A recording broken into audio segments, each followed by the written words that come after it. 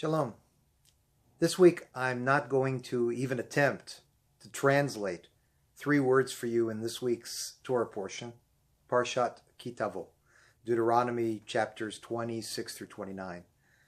Frankly, the rabbis have an idea but are not quite sure what these important words mean. But I'm way ahead of myself, so let me back up.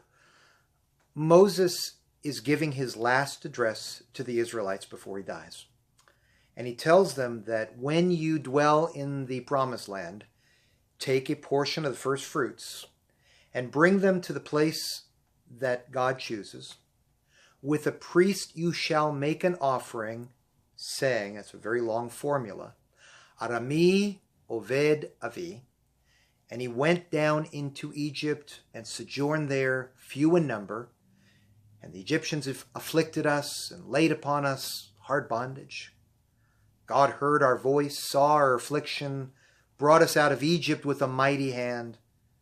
And God brought us to this place and has given us this land, a land flowing with milk and honey. And now, behold, I have brought the first fruit of the land, which you, O God, have given me. I edited it somewhat for brevity, but it is a pretty carefully crafted statement.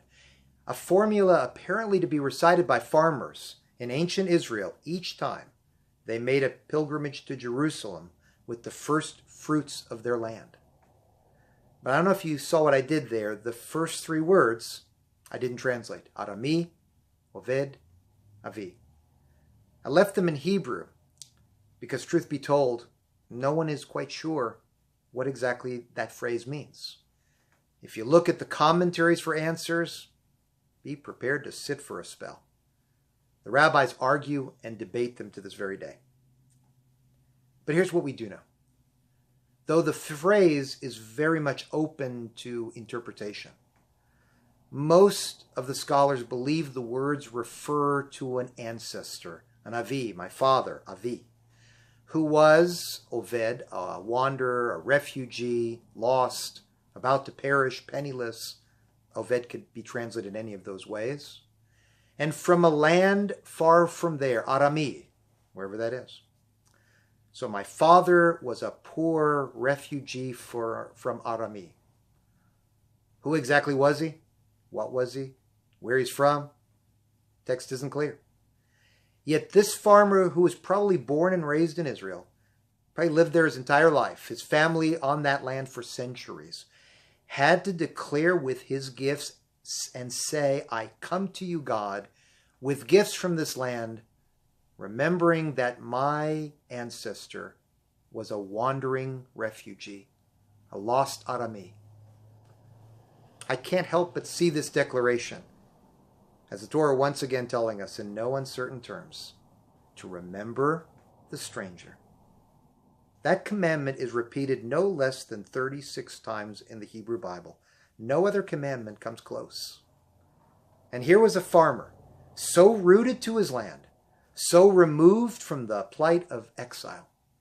And yet his first words, I am a product of a refugee. My friends, how we treat those who are desperate for safety and safe passage to our own lands reflects a constant moral value.